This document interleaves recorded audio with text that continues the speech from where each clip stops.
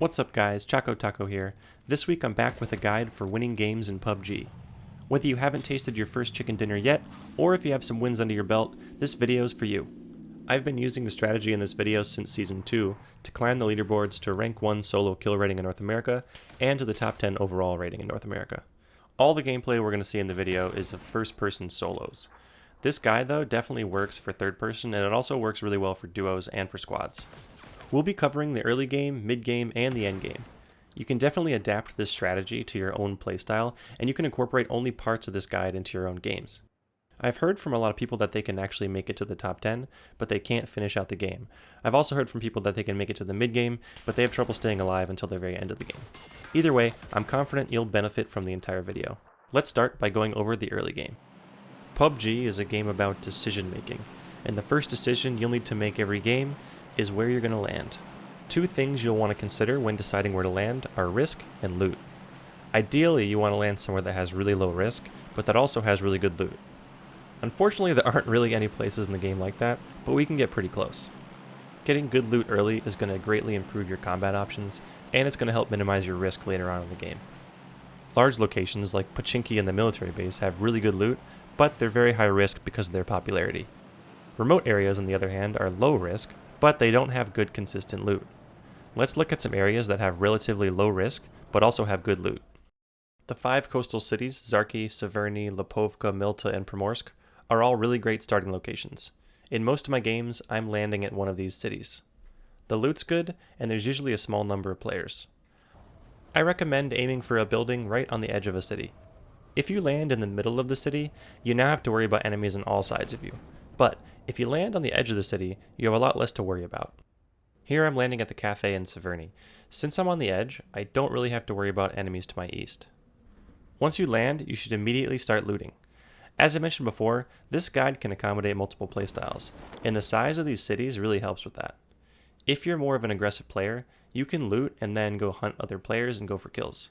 But if you're more of a passive player, you can just loot and avoid fights and probably get out of the city with no problem. Whether you're passive, aggressive, or somewhere in the middle, you have a really great chance of making it to the mid-game with the loadout you need. Let's go ahead and look at the gear you'll want to get in order to have that mid-game loadout.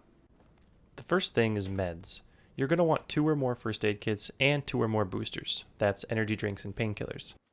I always like to have 10 bandages, but these aren't as crucial as the other meds, so you can take as few or as many as you want. For armor, you're going to want to try and find a level 2 helmet and a level 2 vest. For weapons, you're going to want an AR with a sight or scope as your primary. AR choice is up to you. No AR is necessarily better than another one, and it's completely preference. Of course, it also depends on what you find while looting. For a secondary weapon, you're going to want something that's good for close quarters combat. I prefer a shotgun, but SMGs are really good too. It's of course possible to find a lot more loot than was in the loadout we just looked at. It's also definitely possible that you don't find everything you want. Either way, you need to make sure you leave yourself enough time for the last step of the early game, finding a vehicle. If you happen to find everything in the ideal loadout we just looked at, I recommend that you stop looting and find a vehicle. Otherwise, keep looting until the play zone starts closing. You can always tell when the play zone is closing because of the exclamation point above your minimap right here.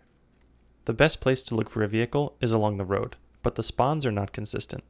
There's a link to an interactive map in the video description that shows all the vehicle spawns on the map, and it might be helpful for you if you're not sure where vehicles spawn. When in doubt, just run along the road toward the play zone. Once you have a vehicle and some decent loot, it's time to move on to the mid-game. The mid-game strategy is really simple.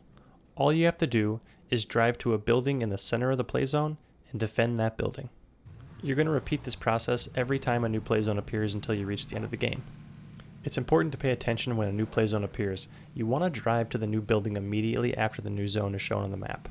This will increase your chances of getting there first.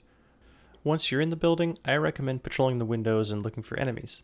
It's much better to spot an enemy early and engage them from good cover than it is to have them get up close to you without you knowing. That being said, you can always incorporate your own playstyle and be more passive if you want. Regardless of how you choose to play, being in the middle of the play zone puts you in the best position to make it to the end game. Here's why. If you're in the center of the play zone, there's a very high probability that you'll be in the next play zone. Here I'm headed for a compound north of Gatka, and here are some examples of play zones that could appear next. In most cases, the compound will be in the new play zone. Not only that, but once the new play zone appears, you'll likely be very close to a more central building and you can drive there quickly and get there first. There are definitely some exceptions and some limitations to the mid-game strategy. The main one is that there might not always be a building in the center of the play zone. If there's not a building in the center, all you need to do is just find a building that's close to the center. Another thing that can happen is that there's a big city like Pachinki in the middle of the play zone. If that happens, I don't recommend driving to a building in the middle. There are so many spots that enemies can be in bigger cities, and it's likely someone will spot you and take shots at you. You'll also have the same problem again if you have to leave the city. Instead of driving to the middle in this case, just find a building somewhere close to the middle. Let's finally look at the end game, the top 10. This is the most challenging and I think the most intense part of PUBG. The mid-game strategy probably won't work here, but if you have a vehicle and there's a building in the middle, you should definitely try to drive to it. It's going to put you in a really good position to win. Endgame strategy is really hard to tackle because there are so many different types of play zones in the top 10. The game could end on a beach, it could end in a city, or it could even end on a bridge. Most of the time though, the game will end either in the woods or in some kind of open terrain. The strategy for the endgame is basically the opposite of the strategy for the midgame. During the midgame, you want to stay toward the middle of the circle, but in the endgame, you actually want to play the outside edge of the circle. Since there usually isn't a lot of cover during the endgame circles, being in the middle makes it really hard because you have to defend yourself on all sides. You can kind of think of the edge of the play zone as a wall, so you want to be up against the wall, that way you only have to look left, right, and in front of you. If you see an enemy during the endgame, you should engage. Yes, this will give away your position, but an enemy you can see is an enemy that could potentially see you. Also, if a second enemy happens to engage you, the first enemy will easily spot you and you'll be pinched. If you get a kill, don't loot unless it's completely necessary. For example, if you don't have a helmet or you don't have ammo, you can go loot. Otherwise, it's really not worth it. At this point, you should be able to win with the gear you have. The last thing I'd like to go over for endgame strategy is how and when to move. This again is completely different from the mid-game strategy. During the mid-game, you want to move as soon as the new play zone appears. But in the endgame, you want to move depending on where the play zone is. There are basically 3 different types of endgame play zones. The first type looks something like this. We'll say you're the white triangle.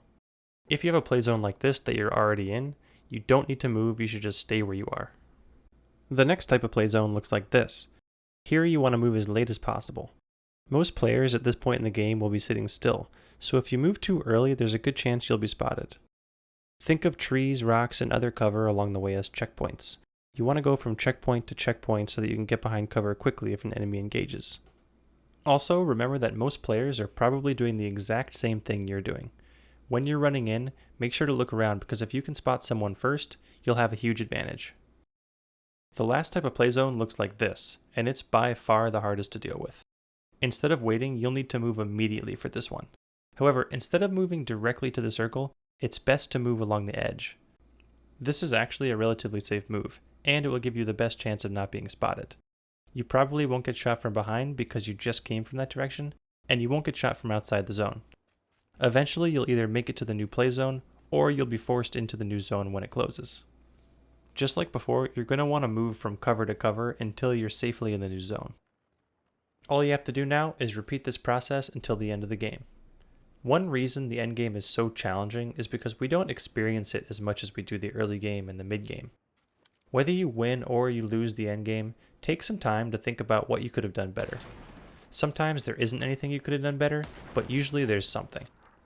The best players aren't always the ones with the best aim or the fastest reaction time. Often they're the ones who can recognize the reasons they failed, and they can work on improving their strategies for the next game. The saying practice makes perfect isn't necessarily true, especially for a complex game like PUBG. I prefer practice makes permanent. If you play 20 top 10 games but you don't focus on making improvements, you'll likely get really good at losing top 10s. There are many more nuances to early, mid, and endgame strategies which we will be covering in future videos that focus more on specific elements of PUBG.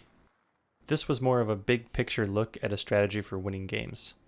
Feel free to ask any questions about the guide in the comments. I'll do my best to answer them. Thanks for checking out the video, and good luck getting those chicken dinners.